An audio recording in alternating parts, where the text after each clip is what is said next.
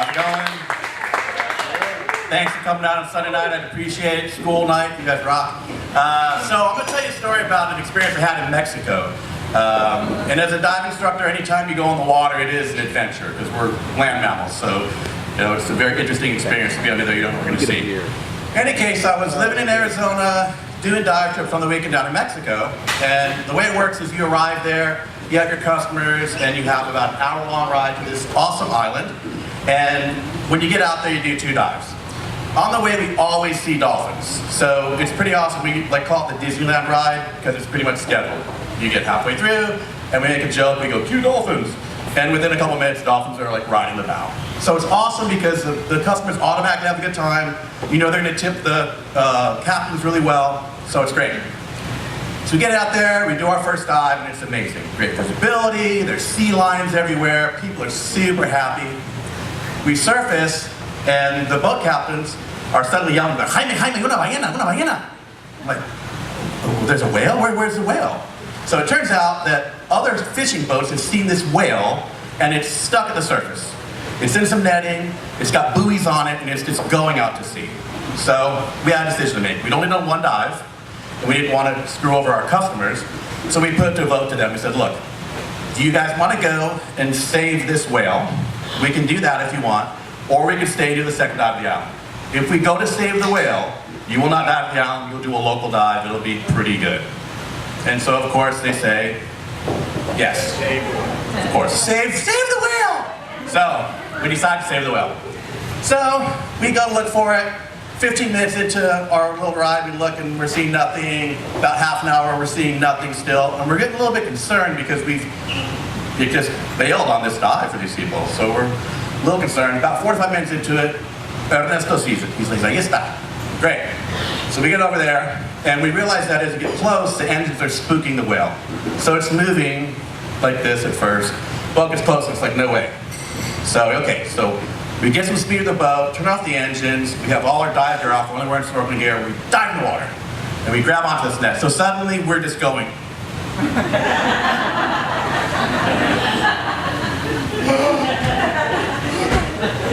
So, we're on the whale. We have dive knives. We're trying to cut this netting off. And there's buoys, and the whale is in bad shape. It can't descend because of all the buoyancy. Its skin is flaking off. It's sunburned. Whales can't get sunburned. Its skin is flaking off like giant flecks of paint. So we're concerned. So we're using our knives, these $125 awesome titanium dye knives. We're cutting stuff and losing them. We're not getting through this netting. So eventually we're about a mile away from the boat. We just let go, like, no, stop.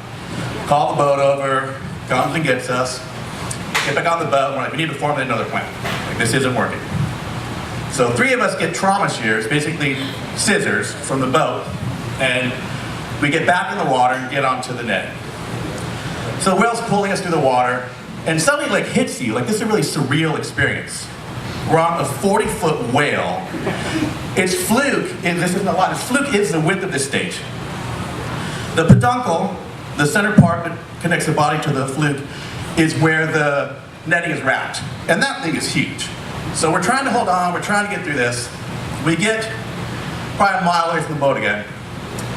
And I tell my friend, "Hey, let go of the net. I'm gonna try to turn the whale." So now I think I'm a whale whisperer. So, let go, and close down as fast as I can. And get next to the side of the whale and rub it. And it turns. It physically turns and starts coming back towards the boat. And we're like, oh my God, that actually worked. So we're going on there still, and it's been about 45 minutes to an hour now. You're tired, because you're literally, a whale moves pretty slowly as far as the way that it lowers and raises its fluke, but it's so big, it's a 32,000-pound whale. So it's got a lot of mass behind it. So you're underwater for a solid 30 seconds before you come up. So you're pretty out of breath, doing it for an hour or so, getting most of it off, and finally we realized we're not going to get through this because the netting is just so entwined that it's nearly impossible. So I asked him again, as we come up, "Do you want to try to turn the wheel?" "Yes." So go for a little while. At this point, we're probably about 2 miles away from the boat. We're far. Like, you're trying to look back, and the boat is like this. So you feel like you're in an episode of Lost or something. You're like, what's going on? But it's beautiful, by the way. So it's terrifying, but beautiful at the same time, because there's over 100 feet of visibility. It's super clear. So we keep going, and eventually I go, okay, I'm going to do this. I'm going to turn this whale. So, let go. Swim, swim, swim, swim, swim, swim, swim.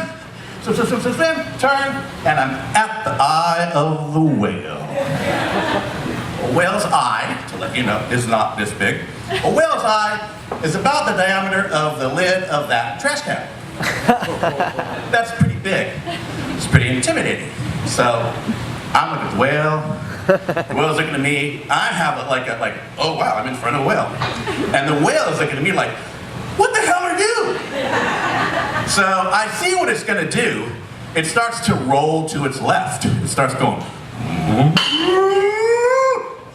And it tries to bat me out of the water like a ping pong ball with its giant fluke. So as it's rolling towards me, I'm doing this motion. And the fluke literally comes right in front of my face with enough force that it knocks the mask off my face, catch it on my hand somehow, thank you God, and put it back on. Now the good thing is that the whale had originally surfaced into this netting. So it's caught over the peduncle like this. So when it flips and tries to kill me, it actually gets out of the netting, which is good. The whale is saved. Yay! Save the whale. The downside is that it's now thrashing violently, and there is blood in the water. So you look in the water, and it's like a giant red lens. And while dive instructors do like seeing sharks, we don't like seeing them in open water when nothing else is around us for safety. So we're waving the boat, waving the boat. The whale descends, it leaves, the boat comes and picks us up, and we're super stoked because we finally come to the realization that we've done something that people have talked about for years. We have saved a whale. If you want to hear the rest of the story, I'll be at the bar. I drink gin and tonics and whiskey. Thank you.